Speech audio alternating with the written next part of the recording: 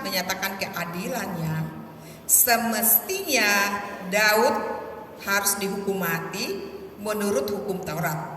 Tetapi Daud tidak mendapatkan secara fisik, ya, maksudnya tidak dihukum mati.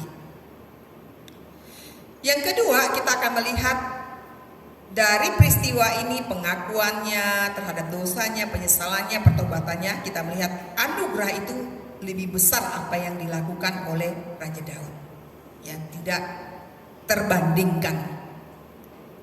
Yang ketiga, kita akan belajar satu pembelajaran di sini, ya, tentang pengampunan Tuhan terhadap Raja Daud. Ya. Saudara, sebenarnya tidak terampuni kejahatan Raja Daud, tetapi karena dia bertobat, menyesali, mengampuni, menyesali akan dosa-dosanya yang ditulis di Mazmur nanti 51 kita akan pelajari, ya. Tapi kita lihat dosa Daud diampuni oleh Allah. Dalam pengertiannya bahwa hukuman mati dia tidak ada di situ, dan juga hukuman kekal dikesampingkan oleh Tuhan, ya. Dan tidak ada seorang, sebenarnya di Alkitab itu dikatakan tidak ada seorang pun pembunuh atau penjahat pesina untuk merampas orang lain atau dengan cara yang jahat seperti apa yang dilakukan oleh Raja Daud, memiliki hidup kekal di dalam dirinya. Ada dicatat di dalam 1 Yohanes 3 ayat 15. Dia tidak memiliki hidup kekal, ya. Tapi kita melihat di sini Tuhan mengesampingkan. Jadi Daud dikembalikan kepada hubungannya dengan Allah, ya. Dan keselamatan tetap dia miliki di Mazmur 51. Sekalipun demikian kita perhatikan bahwa reputasi Daud tetap dicemarkan selama-lamanya. Dampak-dampak dosanya dan sejarah dalam keluarganya, Daud harus menanggung itu. Pengalaman Raja Daud ini sangat penting untuk iman Kristen, perjalanan iman kita, ya, orang percaya, ya.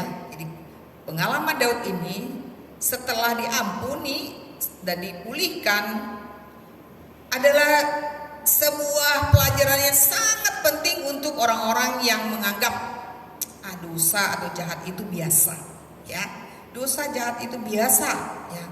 Dan bahkan juga dipermainkan dosa itu seenak-enaknya, karena Tuhan itu maha adil, maha pengampun. Ya nggak apa-apa kalau saya berbuat dosa, saya ulang-ulang, nanti saya datang kepada Tuhan dan Tuhan akan ampuni dan Tuhan akan lupakan. Saya akan tetap selamat, saya tetap dapat belas kasihan. Hati orang yang takut akan Tuhan tidak memiliki pikiran demikian, ya.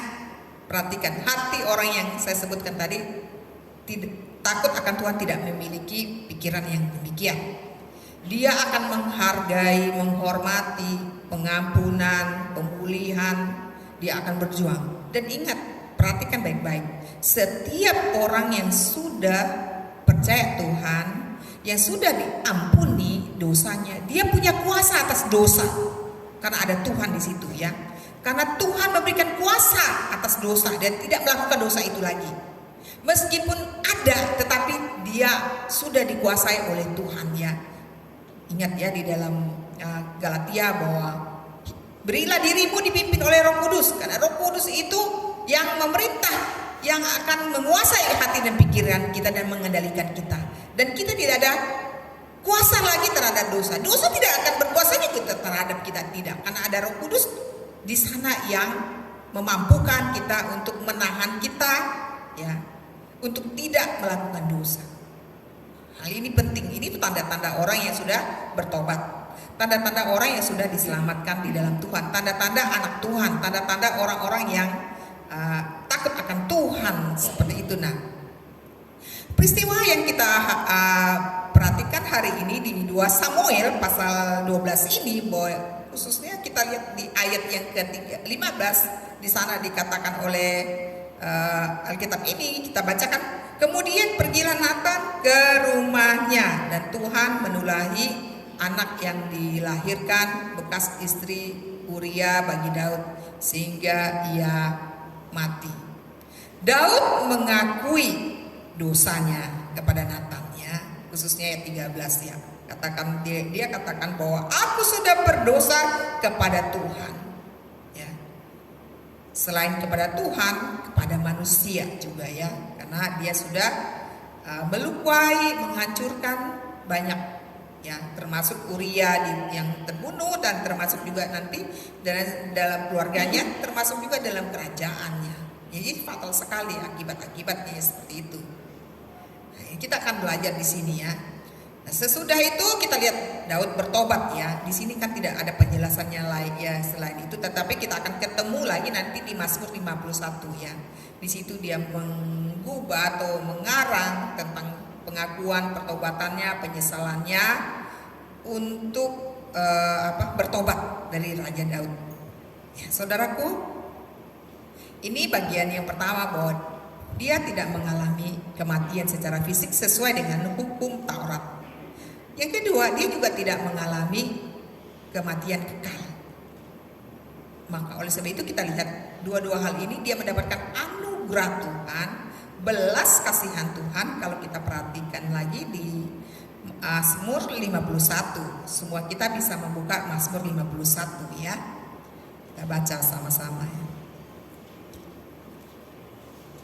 Mazmur 51, saya akan bacakan ayat yang ketiga dulu ya. Mazmur 51 ayat 3. Kasihanilah ya Allah, menurut kasih setiamu, hapuskanlah pelanggaranku menurut rahmatmu yang besar. Ya. Lalu kita akan lihat ayat yang ke-15. Ayat 15 kita baca sama-sama ya. Kalau sudah dapat kita baca sama-sama. 1, 2, 3.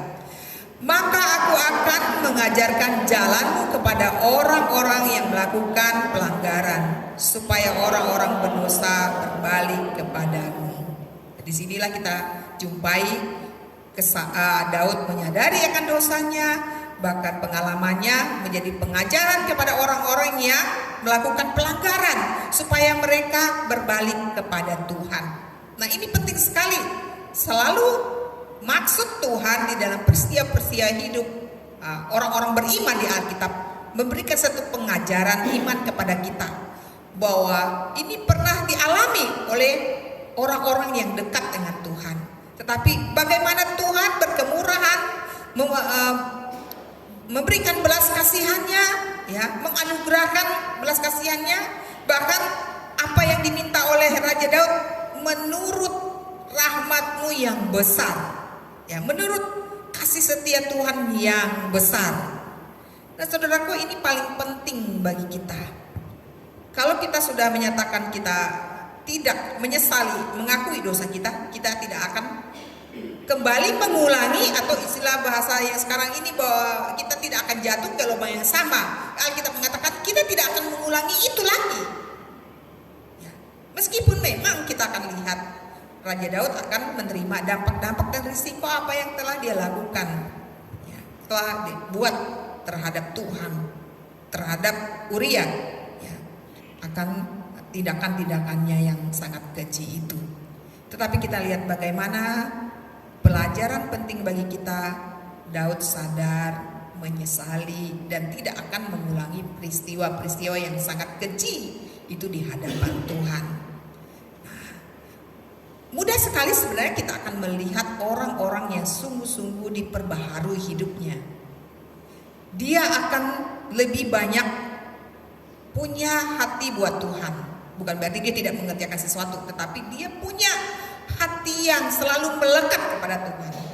Dia akan senang dengar firman Tuhan. Dia tidak akan membiarkan dosa itu menguasai dirinya, dan dia akan melakukan apa yang Tuhan kehendaki. Bisa melayani Tuhan, ya, bisa jadi berkat bagi banyak orang, dan keajaiban itu terjadi dalam hidup. Nah, bukan hanya yang kita lihat ya seperti ini. Oh, kalau orang itu sakit lalu kita doakan sembuh, itu mujizat, ya. Tetapi nanti besok-besoknya sakit lagi ya. Tetapi yang paling kita boleh dilihat ya, pengalaman saya dalam pelayanan. Dia dulunya orang yang sangat jahat, yang sangat licik, ya. Tetapi ketika dia sudah percaya Tuhan, diubah oleh Tuhan, dia tidak melakukan itu lagi. Ya. Dia dengan memelihara iman, dengan setia beribadah, setia melayani. Nah, itu satu keajaiban buat saya. Ya, satu mujizat yang luar biasa. Nah, ini terjadi dan tidak semua orang bisa melihat itu. Kalau orang melihat hanya mujizat itu terjadi kalau saya susah, saya tidak ada apa-apa, lalu saya minta Tuhan kasih, kita anggap itu mujizat. Betul. Lalu saya sakit, saya doakan, lalu saya sembuh, itu mujizat. Betul, tidak salah juga. Tetapi mujizat itu terjadi ketika Tuhan merubah hidup kita. Amin. Nah, itu penting ya. Nah, nanti berkat-berkat itu akan nyusul. Percaya tidak? Percaya ya. Oleh sebab itu kita di sini cobalah pikirkan. Betul, kita sekarang ini saya bekerja untuk saya makan, supaya saya tidak mencuri, supaya saya tidak berdosa. Tetapi ingat, ketika kita hidup dalam dosa, kita selalu ya tidak akan tenang, tidak akan damai. Nanti Mazmur 51 ini mengungkapkan keadaan secara psikologis, keadaan secara rohani, keadaan secara fisik di dalam pemerintahannya Raja Daud. Ya, luar biasa Tuhan boleh memulihkannya. Ini satu keajaiban. Dia tidak mengalami kematian secara hukum Taurat. Dia juga tetap mendapatkan anugerah hidup kekal dari Tuhan. Luar biasa. Dia juga tetap diberikan masa-masa menjabat pemerintahannya 25 tahun ke depan. Meskipun dia harus mengalami ada air mata, tantangan segala macam ya. Tetapi Tuhan tetap mengasihi. Tuhan memberikan peluang dan ruang buat Raja Daud untuk memerintah sebagai raja di Israel. Nah, saudaraku, ini kisah seorang raja. Kalau kita bandingkan dengan Raja Daud, saya siapa? Enggak terpandang. Sekecil apapun perubahan hidup kita semuanya itu akan dilihat oleh Tuhan. Amin. Hati kita berpaut kepada Tuhan, mengarahkan kepada Tuhan. Semua kita diperhitungkan oleh Tuhan. Nah, itu harus kita imani. Nah, saudaraku yang dikasih dalam Tuhan Yesus Kristus, pelajaran hari ini kita tidak boleh bermain-main terhadap dosa. Mungkin kita anggap enteng, ringan, tidak berat, cuman di pikiran saja tidak melakukan. Tapi itu sebagai awal dari bencana malapetaka yang akan lebih besar lagi. Oleh sebab itu kita tidak memberikan ruang itu ya. Tidak memberikan ruang itu, kesempatan itu. Kita mau, bagaimana kita atasinya? Kan Alkitab sudah mengajarkan. Dekatkanlah dirimu di dalam firman Tuhan. Sering-sering dengar firman Tuhan. Dengarkanlah, jangan kita dengar firman Tuhan, pikiran kita kemana-mana, hati kita juga tidak ada di situ. Oleh sebab itu iblis juga bisa menggunakan kesempatan ini untuk membuat kita lewat berkat Tuhan itu, dan kita tidak melakukannya dan tidak mengimani. Ya, ini penting bagi kita semua. Setiap kita berpengharapan kepada Tuhan, bahwa Tuhan pasti melakukan mujizat demi mujizat di dalam hidup kita. Pengampunan Tuhan itu sungguh luar biasa mujizat. Kita akan belajar kalau kita tiap hari itu berdosa. Sebenarnya dosa kita tidak terampuni, seperti hutang yang begitu besar yang kita tidak mampu lunasi. Tetapi Tuhan Yesus mati di kayu salib itu dengan punya kekuatan kuasa dapat mengampuni kita. Nah, untuk menutupinya kita akan baca dulu di 1 Yohanes pasal 2 ya, di surat paling belakang ya. Silakan juga slide tampilkan. 1 Yohanes pasal 2, kita bacakan semua ini ya. 1 Yohanes pasal 2 ayat 1 dan 2 kita akan baca sama-sama. Sudah dapat, kita akan baca sama-sama. 1, 2, 3. Anak-anakku, hal-hal ini kutuliskan kepada kamu supaya kamu jangan berbuat dosa. Namun jika seorang berbuat dosa, ia mempunyai seorang pengantara kepada Bapa, yaitu Yesus Kristus yang adil. Amin. Tuhan Yesus memberkati kita. Kita berdoa.